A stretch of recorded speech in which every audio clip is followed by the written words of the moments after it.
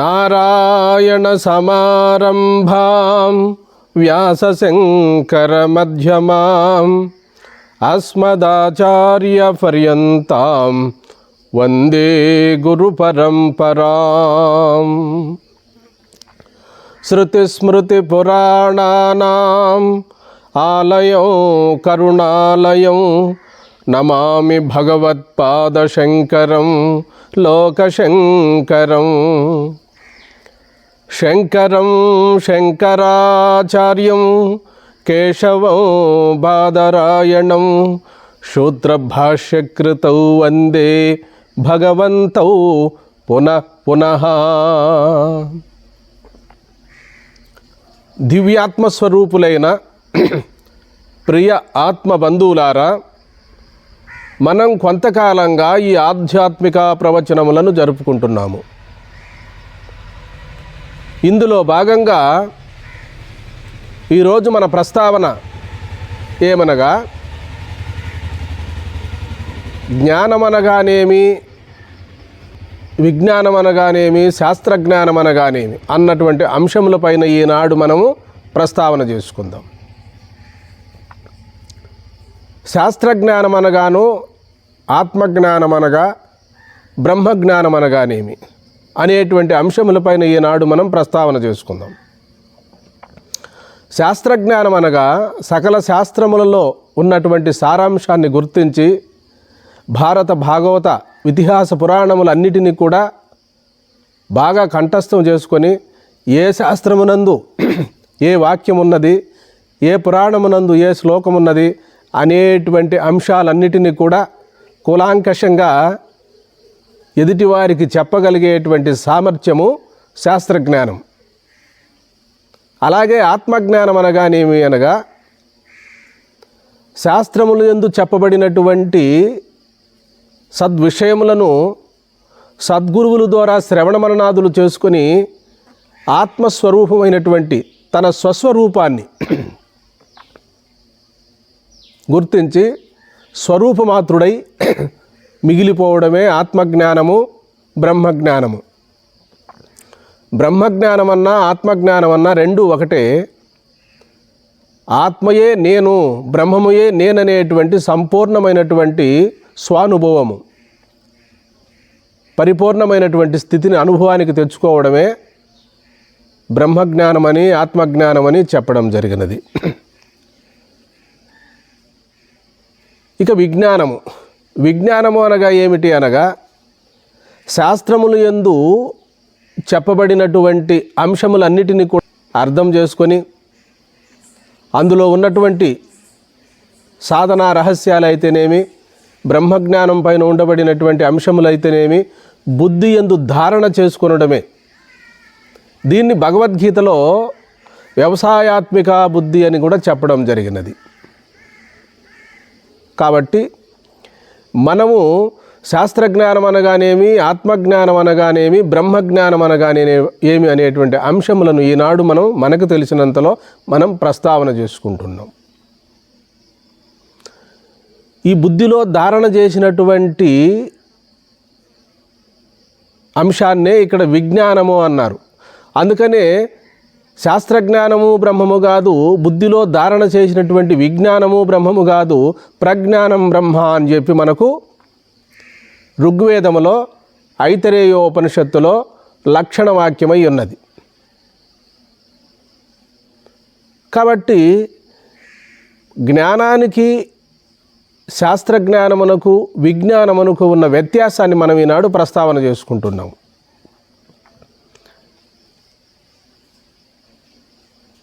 ఇక తెలుసుకోవాల్సినటువంటి విషయము, ఎప్పుడూ ఎవరికి కూడా అజ్ఞానం అన్నది లేదు. నాకు అజ్ఞానం ఉన్నది అని చెప్పి అంటున్నారు చాలామంది. మరి దేంతో అంటున్నాము ఆ మాట? జ్ఞానంతోనే కదండి ఈ మాట అంటున్నాము. అప్పుడు నాకు అజ్ఞానం ఉన్నది అంటే మనకు అక్కడ జ్ఞానం ఉన్నదా, అజ్ఞానం ఉన్నదా? సూక్ష్మబుద్ధితో మీరు విచారించగలరని, మీరు తెలుసుకోగలరనే నేను మనవి చేసుకుంటున్నాను. నాకు అజ్ఞానం ఉన్నది అంటే అక్కడ జ్ఞానం ఉన్నదనే. ఏ శబ్దం అక్కడ దేంతో అంటున్నాము? నాకు అజ్ఞానం ఉన్నదని జ్ఞానంతోనే అంటున్నాం. కాబట్టి ఎవరికి కూడా అజ్ఞానం అన్నది లేదు. మనం సద్గురువుల ద్వారా సంపూర్ణముగా ఆత్మవిచారణ చేయని కారణం చేతనే ఒక్కొక్కరు ఒక్కోలా మాట్లాడుతున్నారు. జ్ఞానం అనగా స్వయం ప్రకాశం, స్వతసిద్ధము, స్వతః ప్రమాణం. ఇంకొక ప్రమాణాన్ని అంగీకరించదు బ్రహ్మజ్ఞానం. కాబట్టి బ్రహ్మం ఎప్పుడూ మరో భావనకు లోను కాదు. తన భావన, తన స్వభావము, తన స్వస్థితిలోనే తానుంటుంది. అందుకనే భగవాన్ శ్రీ రమణ మహర్షుల వారు ఏమన్నారు అంటే, నీవు నీ సహజ స్థితిలో ఉండుము. సహజ స్థితి అనగా ఇంకొక క్రియను చేయడం కాదు, ధ్యానం చేయడం కాదు, యోగం చేయడం కాదు, జపం చేయడం కాదు, ప్రార్థన చేయడం కాదు. ఇవన్నీ మళ్ళా మనోవృత్తి అవుతుంది, ఒక సంకల్పమే అవుతుంది. తానుగా మిగిలిపోవడమే ప్రజ్ఞానం బ్రహ్మ, అహం బ్రహ్మాస్మి, తత్వమసి, అయమాత్మా బ్రహ్మ అనేటువంటి అంశాలన్నిటిని కూడా కులాంకషంగా తెలుసుకొని శ్రవణ మనన నిధిధ్యాసనలో స్వరూపనిష్టలో కేవలము సాక్షిమాత్రుడై మిగిలిపోవడమే ఇందులో ఉన్న పరమార్థం. కాబట్టి ఏ రోజుటికైనా మనం తెలుసుకోవాల్సినటువంటి అంశం ఏమనగా, నేనున్నాను అనేటువంటి స్ఫురణ, ఆ స్పృహ ప్రతి ఒక్కరికి ఉన్నది. ఇంకొక పదార్థం ఉందో లేదో కానీ మనకు సందేహం కలగవచ్చు. కానీ నేనున్నాను అనేటువంటి అంశము ఎవరికి కూడా సందేహం అనేటువంటిది ఏ కోచాన ఉండదు, ఎవరికి ఆ సందేహం రాదు. అందుకనే ధ్యానము అనగా ఏమిటి అనగా, కేవలము మన స్వరూపమే ధ్యాన స్వరూపం, ధ్యానం చేసేది కాదు.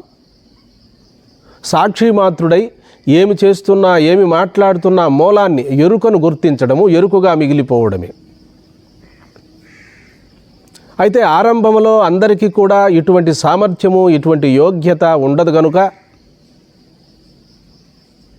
ప్రారంభంలో ధ్యానం చెప్పారు, యోగం చెప్పారు, ప్రార్థనలు చెప్పారు, తీర్థయాత్రలు చేసే విధానాన్ని చెప్పారు. ఇవన్నీ కూడా మనోపరిపక్వతను సమకూర్చుకునేటందుకే. అయితే వాస్తవికంగా అందరికీ కూడా మనోనైర్మల్యం అంటే ఏకాగ్రత ఉండదు.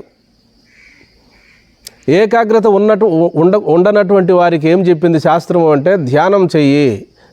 ఏ ధ్యానము? హఠయోగ ధ్యానం కాదు ఇక్కడ చెప్పింది, ప్రాణాయామం కాదు ఇక్కడ చెప్పింది.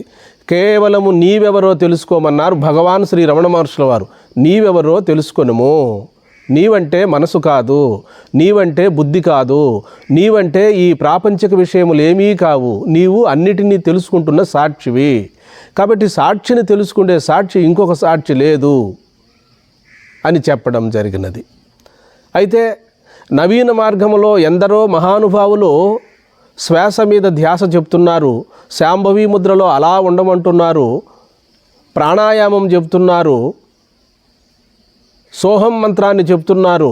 ఇవన్నీ మన సనాతనమైనటువంటి ఋషి సాంప్రదాయంలో వచ్చినవే, కొత్తవేం కావు. ఇవి ఎప్పుడూ తప్పని చెప్పడానికి లేదు. వారి వారి తాహతను అనుసరించి, వారి బుద్ధి సామర్థ్యాన్ని అనుసరించి ఈ సాధనలన్నీ చెప్తూ ఉన్నారు మన సనాతనమైనటువంటి ఋష్యాదులు. సనాతన కాలం నుండి కూడా బుద్ధి కర్మానుసారిని. ఎవరెవరి బుద్ధిలో ఏ విధమైనటువంటి సంస్కారములు ఉన్నవో, ఒకరు ధ్యానం చేయాలని ఇష్టపడతారు, ఇంకొకరు యోగాభ్యాసం చేయాలని ఇష్టపడతారు, ఇంకొకరు మంత్రజపం చేయాలని ఇష్టపడతారు. కానీ నదీనాం సాగరయే గతి అన్నట్టుగా ఎవరు ఏ దారిని వెళ్ళినప్పటికీ అందరూ కూడా గమ్యాన్ని చేరవలసినదే.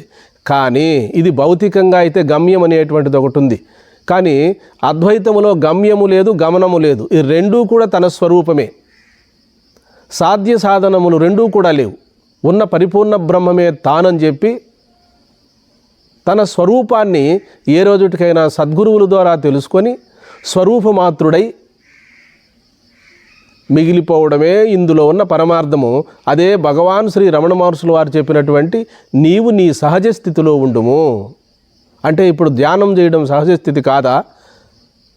యోగం చేయడం సహజ స్థితి కాదా? మంత్రజపం చేయడం సహజ స్థితి కాదా అని మనకు సందేహం కలగవచ్చు. ఎక్కడ ఆలంబనం ఉన్నదో, ఎక్కడ ఇంకొక దాన్ని చూస్తున్నామో, ఇంకొక స్మరణ చేస్తున్నామో, ఇంకొక రూపాన్ని చూస్తున్నామో అది సహజ స్థితి కాదు. అక్కడేముంటుంది? ధ్యాత, ధ్యానము, ధ్యేయము ఉంటుంది. ప్రమాత, ప్రమాణము, ప్రమేయము ఉంటుంది. 3 ఉంటాయి, త్రిపుటి ఉంటుంది. అందుకని ధ్యానం కాదు, అది కేవలము ఒక ఆలంబనం కొరకు చేసినటువంటి విధానమే. కానీ ధ్యానం ఎప్పుడవుతుంది అంటే త్రిపుటి సంపుటీకృతం కావాలి, త్రిపుటి ఏకం కావాలి. ధ్యాత, ధ్యానము, ధ్యేయము ధ్యేయైక స్థితిలో మిగిలిపోవాలి. కానీ ప్రారంభ దశలో ఇటువంటి సూక్ష్మ బుద్ధి సాధకులకు ఉండదు కనుక మన భారతదేశంలో ఎందరో మహాత్ములు, మహనీయులు అవతరించి నానా ఇదో ఈ విధంగా ధ్యానం చేసుకో, ధ్యానం చేసుకున్నప్పుడు మనోపరిపక్వత కలుగుతుంది, అంతఃకరణ శుద్ధి కలుగుతుంది, ఏకాగ్రత. కానీ ఆ ఏకాగ్రత పరోక్షమే కానీ అపరోక్షం కాదు. అపరోక్షం ఎప్పుడవుతుంది అంటే సద్గురువుల ద్వారా చతుర్విధ మహావాక్యములను శ్రవణ మననాదులు చేసుకొని అందులో ఉన్నటువంటి జహర్ లక్షణము, అజహర్ లక్షణము, జహద్ అజహర్ లక్షణ తత్వాన్ని సద్గురువుల ద్వారా సూక్ష్మంగా అనుభవానికి తెచ్చుకున్నప్పుడే ఇక రెండోది లేదు, ఉన్నది తానేనని బట్టి తానే అనేటువంటి అనుభవం ఎప్పుడైతే వస్తుందో అది అపరోక్షానుభూతి. సాధనలన్నీ కూడా పరోక్షంగా చేసుకొనడమే. గురువు బోధ కూడా చేసేది కూడా పరోక్షములోనే. అపరోక్షం ఎప్పుడవుతుందంటే అది మన స్వానుభవమున మాత్రమే అపరోక్షం అవుతుంది. అంత సులభమైతే కాదు. అంత సులభంగా ఆత్మసాక్షాత్కారం అయ్యేటట్టయితే పూర్వం మన మహనీయులు ఎందుకు 12 సంవత్సరాలు తపస్సు చేశారు, యోగం చేశారు, జపం చేశారు, ఎన్నో సాధనలను కూడా చేయడం జరిగినది. కాబట్టి ఇదేం బ్రహ్మ విద్య అంటారు. నిజంగా బ్రహ్మ విద్యే. తెలుసుకుంటే ఎంతో సులభమైనది, తెలియకపోతే ఎంతో కష్టమైనది. ఈ సృష్టిలో ఏదైనా అత్యంత కష్టతరమైనటువంటి విద్య ఉన్నదా అంటే అది బ్రహ్మ విద్యే. అందుకనే ప్రతి ఒక్కరు కూడా ఇదేం బ్రహ్మ విద్య అంటారు సాదృశ్యంగా. అన్నిటికంటే అతి కష్టమైనటువంటిది బ్రహ్మ విద్య, అన్నిటికంటే అంత సులువైనది బ్రహ్మ విద్యే. కన్ను మూయుట కంటేను, 2 పూలను చీల్చుట కంటేను ఇంకా అత్యంత సులభమైనటువంటిది అంటున్నారు సీతారామాంజనేయ సంవాదంలో ఆ గ్రంథకర్త. కనురెప్పపాటు సమయం కూడా అధిక సమయమే అంటున్నారు ఆత్మసాక్షాత్కారమునకు. అంటే ఎందుకు అంటే నిద్రపోయినవాడు మేలుకొనుటకు ఎంత సమయం పడుతుంది? మర్చిపోయిన తన స్వరూపాన్ని గుర్తు చేసుకోవడం యుగాలు పర్యంతం అవసరం లేదు. ఆ సూక్ష్మబుద్ధి ఒకటే చాలు. సూక్ష్మబుద్ధి ఎప్పుడు వస్తుంది అంటే ఇదో ఈ సాధనల వల్ల వస్తుంది అని చెప్పి మన మహనీయులు మనకు ప్రబోధన చేస్తున్నారు. కాబట్టి ధ్యానము జగద్గురు శంకరాచార్యులు వారు చెప్పిన ధ్యానం ఏమిటి అనగా సజాతీయ వృత్తి ప్రవాహమే ధ్యానం, విజాతీయ వృత్తి తిరస్కారం. అంటే అనాత్మభావాలు వస్తూ ఉంటాయి, అవి జన్మాంతర సంస్కారముల వల్ల వస్తూ ఉంటాయి అనాత్మభావాలు, అవే విజాతీయము అంటారు. ఆత్మభావన అనగా కేవలము నేనున్నాను అనేటువంటి ఒక సజాతీయ వృత్తి ప్రవాహం. ఆ వృత్తి తైలధార వలె అలా పొడిగించుకుంటూ పోవడం, అనాత్మభావాలను తొలగించుకోవడం. దీన్నే సవికల్ప సమాధి అన్నారు. ఆ తలంపు కూడా లేకుండా కేవలము ప్రజ్ఞామాత్రుడై స్వరూపములో స్వస్థితిలో మిగిలిపోవడమే నిర్వికల్ప సమాధి. సవికల్ప సమాధి, నిర్వికల్ప సమాధి. నిర్వికల్ప సమాధికి సాధనము సవికల్ప సమాధే. అందుకనే మన మహనీయులు ఏం చెప్తున్నారు అంటే జ్ఞానం కూడా ద్వైతమే, అనుభవమే అద్వైతము అంటున్నారు. అంటే ఏ జ్ఞానం తీసుకోవాలి? ఇక్కడ శాస్త్రజ్ఞానాన్నే ఇక్కడ ద్వైతము అన్నారు. నేను ఒకడున్నాను, శాస్త్రములో పలానా చెప్పిందని అనుకుంటాం కదా, అందుకనే ఇక్కడ జ్ఞానం శాస్త్రజ్ఞానాన్నే ఇక్కడ ద్వైత జ్ఞానము అన్నారు. అనుభవ జ్ఞానాన్నే ఇక్కడ అద్వైతము అన్నారు. కాబట్టి చెప్పడం సులభము, ఆచరించడం మహా కష్టం. ప్రతిరోజు కూడా తెల్లవారుజామున 4 గంటలకు లేయగలిగే సామర్థ్యం ఉన్నటువంటి వాళ్ళు, వయసులో ఉన్నటువంటి వారు లేచి కాలకృత్యములు తీర్చుకొని చక్కటి దర్భాసనాన్ని వేసుకోవాలి. కింద దర్భాసనం పైన తెల్లటి ధవళ వస్త్రాన్ని పరుచుకోవాలి. పరుచుకొని ప్రశాంతముగా శరీరము, మెడ, తలను చక్కగా నిలిపి దృష్టిని భ్రూమధ్యములో నిలపమంటున్నారు. హఠయోగి అయితే సాధనకు మూలాధారం నిలుపుతాడు, మూలాధార చక్రమునందు దృష్టిని నిలుపుతాడు.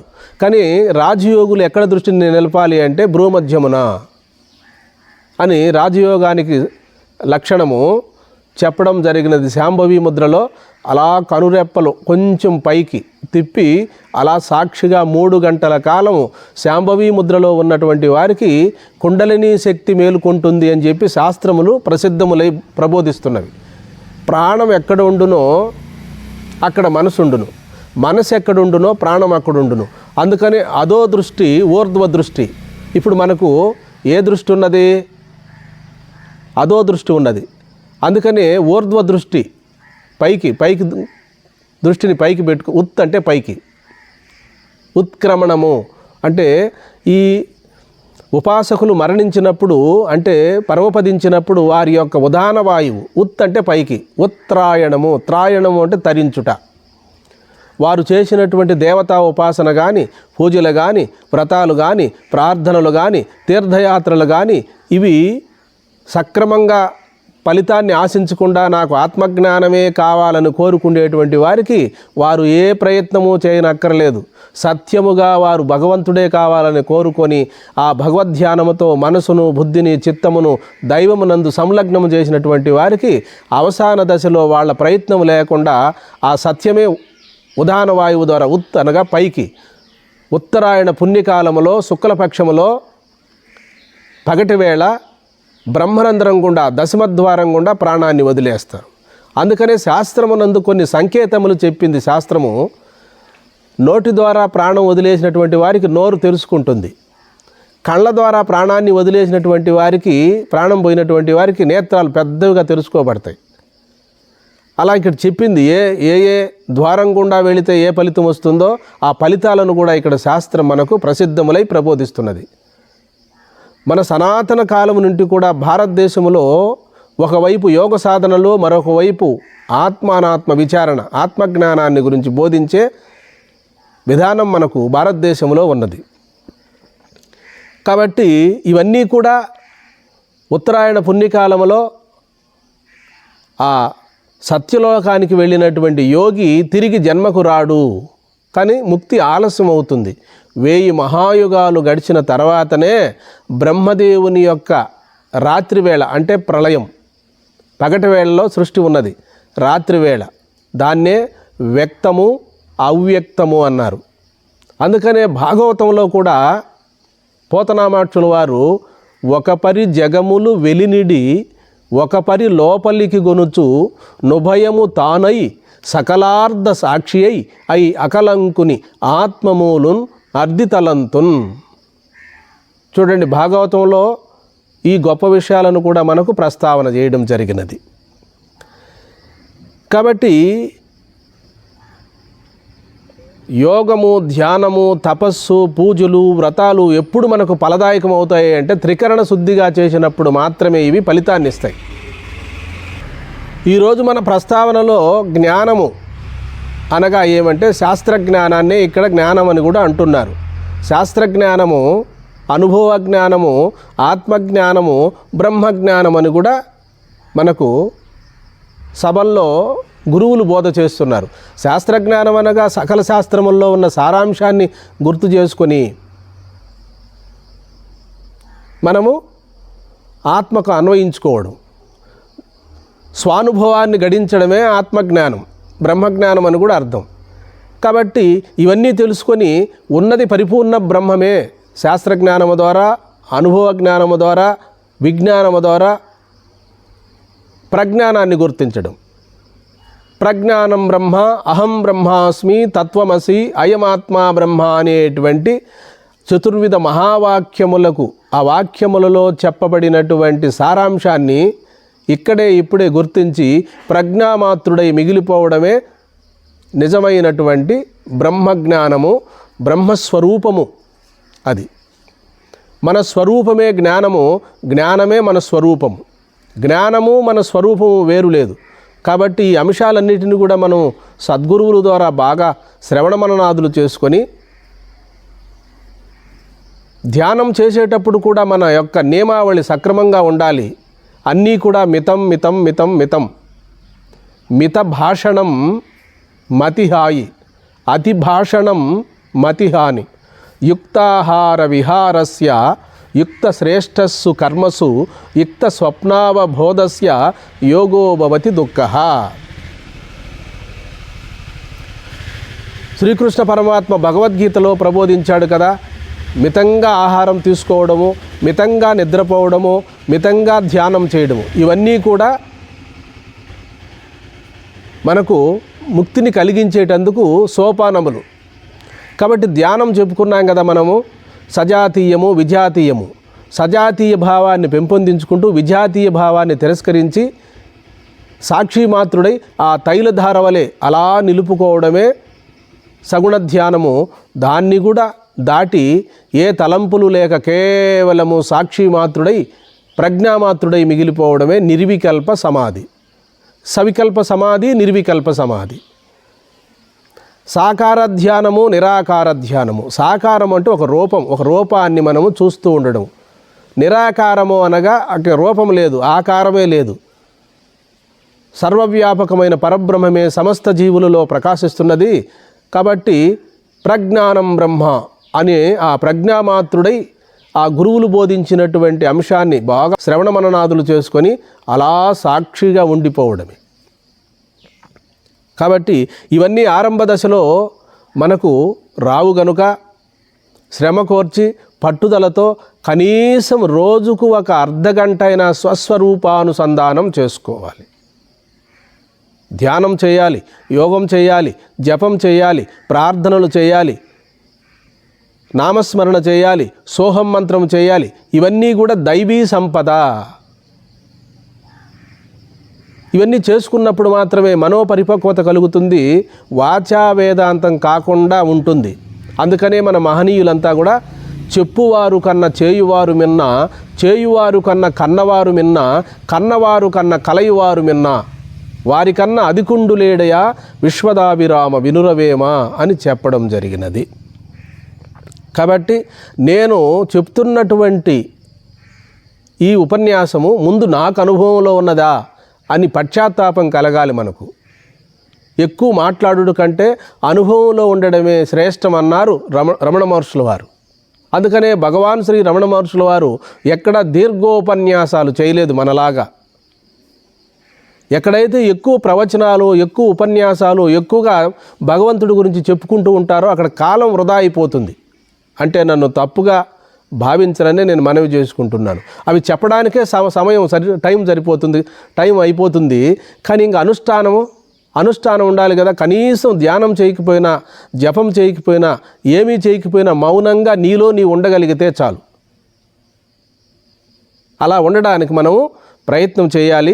శాస్త్రములు, పురాణములు, ఉపనిషత్తులు, మహనీయులు చెప్పినటువంటి ఆత్మజ్ఞానము నాకు అనుభవంలో ఉన్నదా, స్వానుభవంలో ఉన్నదా లేదా అని చెప్పి పశ్చాత్తాప హృదయంతో ప్రతిరోజు కూడా ఆ భగవంతుణ్ణి మనం ప్రార్థన చేసుకొని నిజముగా సత్యముగా నాకు పరమాత్మే కావాలనేటువంటి ఆ పట్టుదల, ఆ వైరాగ్యం ఉన్నట్లయితే భగవంతుడే మనకు గురువు. మనలో ఉన్న సర్వాంతర్యామి అయినటువంటి పరమాత్మయే మనకు తెలియని విషయాలను స్మరణకొచ్చేటట్టు చేస్తాడు. అందుకనే రమణ మహర్షుల వారు గురువుని ఎవరిని కూడా ఎంచుకోకుండా సాక్షాత్తు అరుణాచలేశ్వరునే గురువుగా భావించారు. కాబట్టి గురువు వద్దని నేను ఎక్కడా చెప్పను.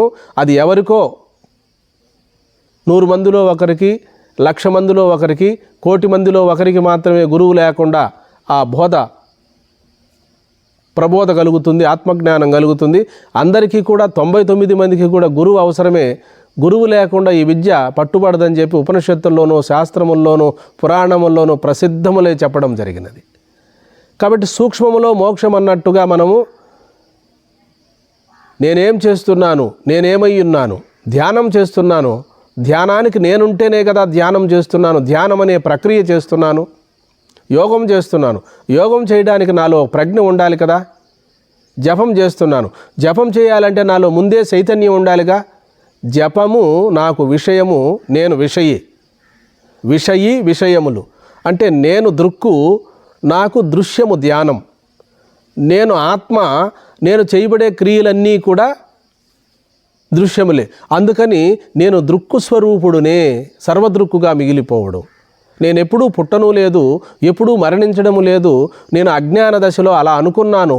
ఇప్పుడు సద్గురువుల ద్వారా శ్రవణ మననాదులు చేసుకున్నప్పుడు ఆత్మ అజరామరత్వమైనదని, అజమని, ఎప్పుడూ ఆత్మ జనన మరణములకు అతీతమైందని, అట్టి ఆత్మస్వరూపమే సర్వజీవులని తెలుసుకుంటామో అప్పుడు అనాది అవిద్య మోహనిద్ర నుండి మేలుకొనడమే. ఇప్పుడు మేలుకొనడం కాదు. ఇది అజ్ఞానంలో మేలుకున్నాం, నాది నేను అనేటువంటి వ్యవహారికములో మేలుకున్నాం. సచ్చిదానంద పరబ్రహ్మస్వరూపుడు తానేనని చెప్పి సంపూర్ణముగా గుర్తు చేసుకోవడమే మేలుకొనడము, మేలు కాంచడము. కాబట్టి ఈ జన్మలోనే మనము ధ్యానమైనా చేద్దాం, యోగమైనా చేసుకుందాం, ప్రార్థనలైనా చేద్దాం, ఏమైనా చేసుకొని చివరకు ఏ సాధనైనా చేసుకొని ఆత్మానాత్మ విచారణలో పరిపూర్ణ బ్రహ్మమాత్రుడై మిగిలిపోదాం. అలా మిగిలిన తర్వాత ఇక ఏమి చేస్తున్నా కూడా ఆ స్వరూపము, ఆ స్ఫురణ మరుపు జరగదు. కాబట్టి మనము ఈ జన్మలోనే జన్మ లేదని తెలుసుకుందాం. కాబట్టి నేను ఎప్పుడూ పుట్టడము లేదు, మరణించడము లేదు. జనన మరణములు దేహమునికే గాని ఆత్మకు లేవని చెప్పి ఆజ్యము, పుట్టుక లేనటువంటి వాడను, అన్ని ఉపాధుల్లో కూడా నేనున్నాను. క్షేత్రం అంటే ఇక్కడ క్షేత్రజ్ఞం చాపిమాం విద్ధి సర్వక్షేత్రేషు భారత, అన్ని క్షేత్రాలలో ఉండేటువంటి క్షేత్రజ్ఞుడు నేనే. క్షేత్రజ్ఞ అంటే తెలుసుకొనుట. దేని తెలుసుకొనుట? ఈ భూమి దగ్గర నుండి, శరీరము దగ్గర నుండి ఆకాశం వరకు క్షేత్రమే. క్షేత్రజ్ఞ అనగా తెలుసుకొనుట, జ్ఞ అనగా తన్ను తాను ఎరుగుట, జ్ఞేయాన్ని తెలుసుకొనుట. బ్రహ్మవేద బ్రహ్మైవ భవతి, బ్రహ్మాన్ని ఎరిగినవాడు బ్రహ్మమే యగును. బ్రహ్మవిత్తు, విత్ అంటే తెలుసుకొనుట. బ్రహ్మవిత్తు బ్రహ్మైవ భవతి, బ్రహ్మాన్ని గుర్తించినవాడు బ్రహ్మమే యగును అని చెప్పి మనకు శృతులు బోధ చేస్తున్నవి. కాబట్టి మనము సూక్ష్మంగా విచారిస్తే యోగ సాధనలన్నీ కూడా ఈ దశకే, ఇక్కడికే రావాలి. జపము, యోగము, పూజలు, వ్రతాలు అన్నీ కూడా చివరకు జ్ఞానం దగ్గరకు వచ్చి జ్ఞానములో మిళితమైపోవాలి. నదీనాం సాగరయే గతి అన్నట్టుగా ఇక్కడ పడే వర్షపు నీరంతా కూడా ఎట్లాగైతే నదుల ద్వారా సరాసరి వర్షపు నీరు ఈ నదులన్నీ సముద్రాన్ని చేరవండి. ఇవన్నీ ఇంకెక్కడ, నదులన్నీ మహానదిలో కలవాలి, మహానది సాగరములో కలవాలి.